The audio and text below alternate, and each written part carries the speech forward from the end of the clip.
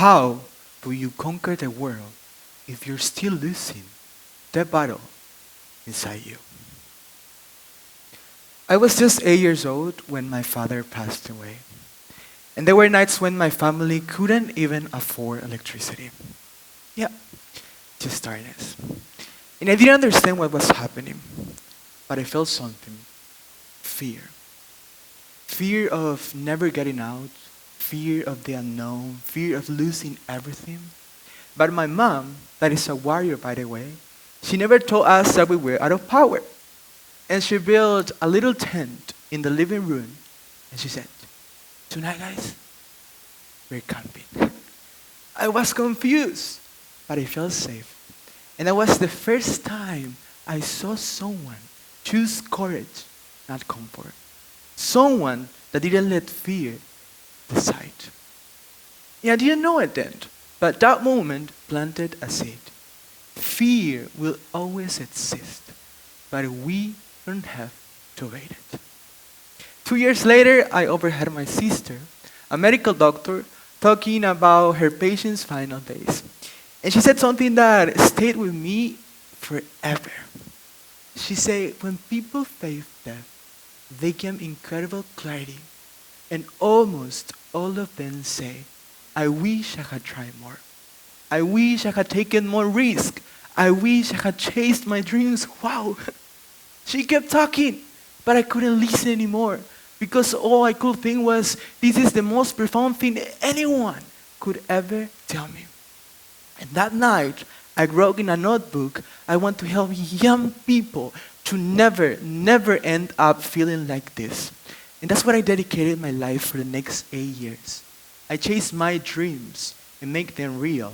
And I even found a social initiative to help others to build theirs and to become entrepreneurs. Until 2022, because in August 2022, I arrived in Taiwan. Straight into quarantine and then silence. To study global politics and economics. A beautiful country, but with a completely different language, different culture.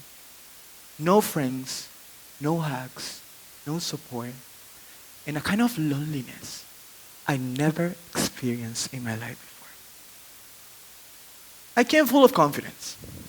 I'd already heard that life-changing conversation with my sister. I'd already seen my mother's strengths, but seeing or listening is not the same as living it. And knowing that fear exists doesn't mean that you know how to fight it. And Taiwan made me realize I didn't. I was afraid of taking the next step, afraid of the unknown, afraid I failed, afraid I wasn't enough. And my fear didn't whisper anymore. It screamed. And there, I learned that there is a reason of that. Because when we feel fear, our brains activate the same response as if we were in danger. And that's why we freeze. That's why we hesitate. That's why we stay stuck. So eventually, I asked for help. And I started therapy.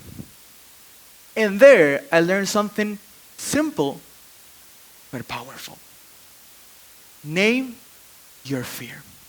So I said it out loud. I'm afraid, yes. I'm afraid I don't belong here. I'm afraid of disappointing everyone. And naming it didn't erase it, but it gave me back control. And a study shows that when we name what we feel, we calm our mind and think more clearly. But to be honest, fear didn't go away. It stayed. And it paralyzed me for a whole 1 year. And I kept postponing a Chinese exam, telling myself I would do it later. But this test was crucial, because if I fail, I lose my scholarship, my future. And guess what? I failed. And I felt that everything that I had worked for was falling apart. And that I wasn't who I said I was. And in therapy, I learned that you don't have to wait for fear to go away, because if you do, you might wait forever. And later, I got a second chance to take this exam. And that's when I decided to do it afraid, but do it. And that's what exactly means that even if your hand is shaking, you walk in anyway. You move in anyway. Even if you're scared, you show up because that's how fear starts to lose. So I stopped waiting. My hands were shaking when I walked into the exam room. But I walked in anyway. And I didn't just pass. I got B1.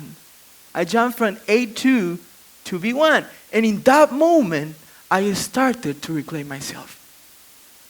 But even after naming my fear, do it afraid, one battle remained.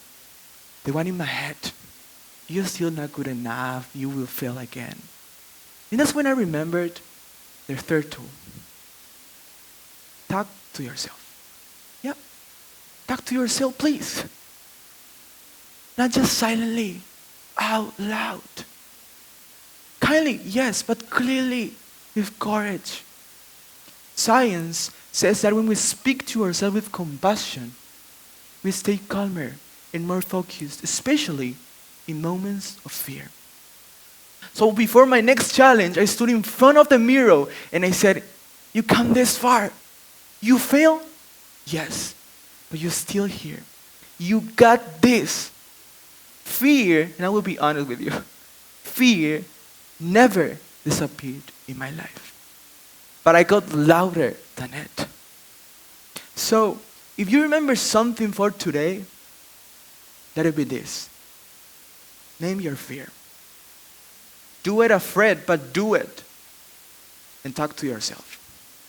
Don't let fear do all the talking. I found myself paralyzed in bed by fear. And realized the truth. You cannot conquer the world until you conquer your own fears. And as my sister said, the people in the hospital didn't have time.